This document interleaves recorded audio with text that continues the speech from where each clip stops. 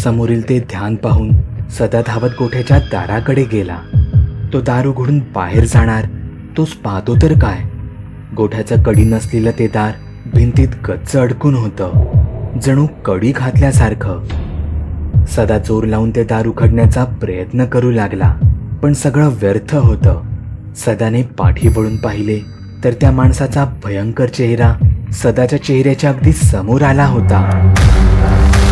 सदा धडपडला, तो खाली पडला, पण तो बांबू अजूनही त्याच्या हातातच होता. समोर नेमकं काय होतं सदाला तेच कळत नव्हतं. एखादा विद्रूप चेहऱ्याचा सामान्य माणूस की एखादा आत्मा, भूत, पिशाच्य. पाठी हो, नाहीतर मरशील माझ्या हातून, सदा त्याच्या भीतीवर नियंत्रण आणत म्हणाला. पण तो भयंकर दिसणारा माणूस काही पाठी हटला नाही. सदा कसाबसा जागेवर उभा राहिला आणि त्याने त्याच्या हातातील बांबूची काठी त्या माणसाच्या चेहऱ्यावर जोरात मारली. तो वार इतका भयानक होता की त्या माणसाचा जबडाच वाकडा झाला. आश्चर्याची गोष्ट म्हणजे तो अजूनही त्याच्या पायांवर उभा होता.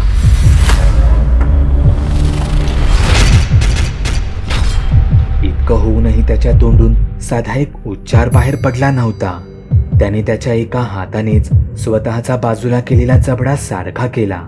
जबडा सारखा करतेवेळी झालेला तो कडकड असा आवाज कोणाच्याही अंगावर शहारी आणून गेला असता.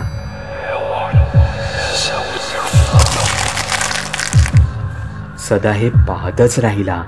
तो डोळ्यांची उघडझाप करू लागला. स्वतःचं डोकं हलकसं हलवून तो झोपेत तर नाही ना, तो कोणतं स्वप्न तर पाहत नाही ना याची तो खात्री करू लागला. पण हे कोणतंही स्वप्न नव्हतं. कोण आहेस तू? काय आहेस तू? इथे कशाला आला आहेस? काय हवं आहे तुला? तो माणूस काहीच उत्तर न देता सदाकडे त्याच्या गूढ नजरेने एकटक पाहत राहिला. सदाला हे काही ठीक वाटत नव्हतं. तो माणूस जणू त्याचा जीवच घ्यायला तिथे आल्यासारखा करत होता. सदा घाबरला. त्याच भीतीने तो त्या माणसावर अक्षरशः तुटूनच पडला. सदा त्याच्या पोटात, छातीवर, मानेवर, डोक्यात त्या जाडजूड बांबूचे एकावर एक घाव घालू लागला. तो माणूस हे सगळं मुकाट्याने झेलत होता, जसं की तो त्या गायीला झालेल्या प्रत्येक वेदनांची अनुभूती घेत असावा. सदाने त्याच्या हातातील बांबूने एक जोरदार वार त्या माणसाच्या पायावर केला. तो वार इतका जोरात झाला होता की त्यामुळे त्या माणसाच्या गुडघ्याखालचं पायाचं हाडच तुटलं. तो जमिनीवर त्याच्या गुडघ्यांवर बसला. पण सदा तिथेच थांबला नाही. त्याला कळलं होतं की तो त्या माणसावर भारी ठरत होता. सदा त्या माणसाच्या डोक्यावर एकावर एक वार करतच गेला.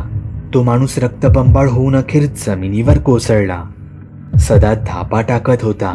त्याने पाहिलं त्या माणसाच्या शरीराची जराही हालचाल होत नव्हती. सदा त्याच्या पायानेच त्याला हलवू लागला. सदा मनोमन खुश झाला.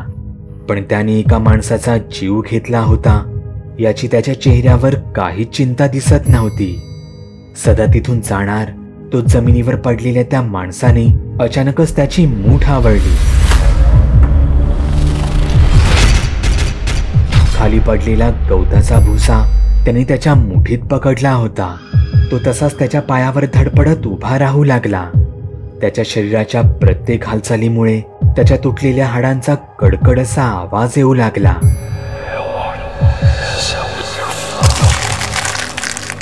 कदाचित त्याची ती तुटलेली हाडं आतल्या आत जोडली जात होती. त्या माणसाला असं जागेवर उठताना पाहून सदा अजूनच घाबरला. तो त्यावर त्याच्या हातातील बांबूने आणखीन एकावर एक वार करतच गेला. पण याचा त्या सैतानावर काहीच परिणाम होत नव्हता. अखेर तो त्याच्या पायांवर पूर्ण उभा राहिला. त्याने त्या मुक्या प्राण्यावर झालेले वार स्वतःवर अनुभवले होते. आता वेळ होती त्याच्या परतफेडीची. सदा काही करणार तोच त्याने त्याच्या एका हाताने सदाचा गळा जोरात आवळला आणि दुसऱ्या हाताने त्याने त्याच्या उघड्या तोंडात गवताचा भुसा कोंबला. आता सदाही एका मुक्या जनावरासारखा असहाय्य उभा होता. त्याला मदत मागायची होती, पण त्याच्या तोंडून आवाज काही फुटत नव्हता. त्या सैतानाने सदाला हवेत वर उचलले. त्या माणसाच्या हाताची पकड सदाच्या गळ्याभोवती एखाद्या फासासारखी घट्ट बसली होती. सदाच्या हातून तो बांबूचा तुकडा खाली गळून पडला. सदा मरणाच्या दारात होता, पण सदा इतक्या सहज मिळणाऱ्या मृत्यूच्या पात्र नव्हता. त्या सैतानाची नजर खाली पडलेल्या त्या बांबूच्या तुकड्याकडे गेली. तिथे सदालाही त्याची जाणीव झाली होती. सदा हळूहळू घसटत घसटत पाठी जाऊ लागला, पण त्या सैतानाने तिथे पडलेला बांबू न उचलता तिथलं सुकं गवत हातात घेतलं. त्याला सदाला इतक्या सहज रीतीने मारायचं नव्हतं. त्याने दुसऱ्या हाताने त्या गवतावरून त्याची बोटं फिरवली आणि सुकलेल्या गवताचं संपूर्ण रूपच पालटून गेलं. ते गवत करपल्यासारखं काळं पडलं होतं. त्याच्यावरची बारीक तुसं मोठी होऊन त्याने टोकदार काट्यांचं रूप धारण केलं होतं. सदा त्या गवताकडे पाहतच राहिला. तो घाबरून तिथून पळण्यासाठी उठला आणि थेट दाराकडे गेला. तो त्या लाकडी दाराला हात लावणार तोच त्याच्या पाठीतून एक जोराची कळ निघाली. त्या सैतानाने त्याच्या हातातली गवताची मोळी एखाद्या चापकासारखी सदाच्या पाठीवर मारली होती. गवतावरचे सगळे काटे सदाच्या शर्टातून आरपार त्याच्या शरीरात रुतले गेले. पण ही केवळ एक सुरुवात होती. त्या सैतानाने तो गवताचा चाबूक त्याच वेगात मागे खेचला. गवतावरचे काटे पाठीची चामडी सोलत शर्ट फाडून बाहेर आले. सदा बिंबीच्या देठापासून किंचाळला. त्या आवाजाने सदाची बायकोही घरातून धावत बाहेर आली. पाहते तर गोठ्याचं दार कडी घातल्यासारखं आतून बंद झालं होतं. तिथे बाहेरून उघडण्याचा प्रयत्न करत होती, पण तिच्याने ते उघडलं जात नव्हतं. तिथे सदाच्या पाठून चापकाचा दुसरा फटका पडला. सदाला त्याच्या पाठीत प्रत्येक काट्यांचं रुतणं जाणवत होतं. ते जितकं वेदनादायी होतं त्याही पेक्षा ते खेचल्यावर होणाऱ्या वेदना असह्य होत्या. ते शरीराची त्वचेखालचं मांस सोलत बाहेर येत होतं. सदा आतूनच स्वतःच्या जीवाची भीक मागत होता. आरडाओरडा करून अख्खं गाव जागं करत होता, पण त्या सैतानाला त्याच्याशी काहीच देणं घेणं नव्हतं. तो सदाच्या पाठीवर, छातीवर, पोटावर, खांद्यावर एकावर एक चापकाचे फटके मारतच गेला.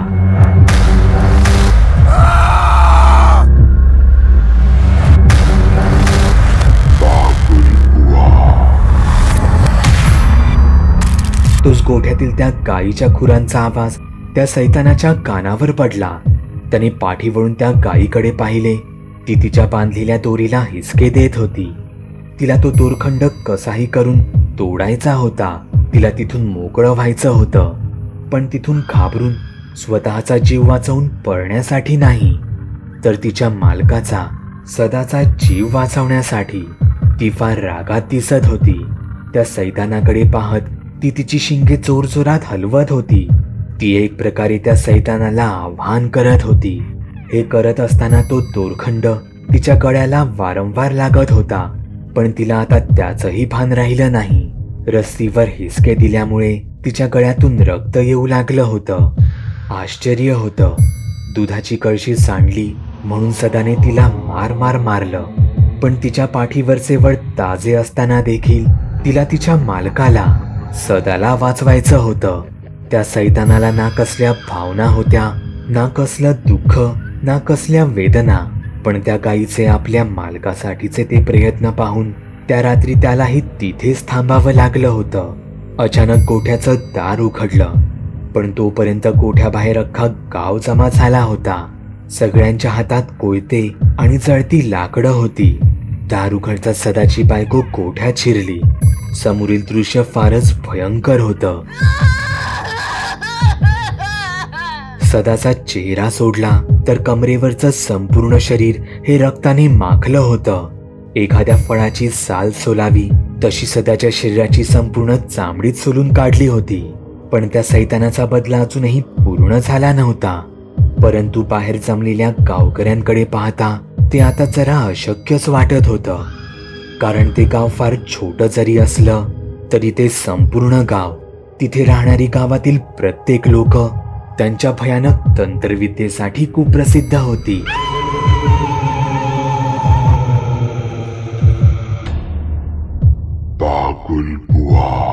चॅनलवर अपलोड केलेल्या नवीन व्हिडिओची नोटिफिकेशन मिळवण्यासाठी चॅनल सबस्क्राईब करायला विसरू नका. व्हिडिओ आवडला तर आमच्या मेहनतीचा मोबदला म्हणून तो लाईक करून मित्रांसोबत जरूर शेअर करा. चॅनलवरचे इतर व्हिडिओ पाहण्यासाठी इथे क्लिक करा. तसेच चॅनलवरची प्लेलिस्टही चेक करा. दर दिवशी नवनवीन भूतांचे व्हिडिओ बनवून मी तुमचं मनोरंजन करत राहू याची खात्री बाळगा.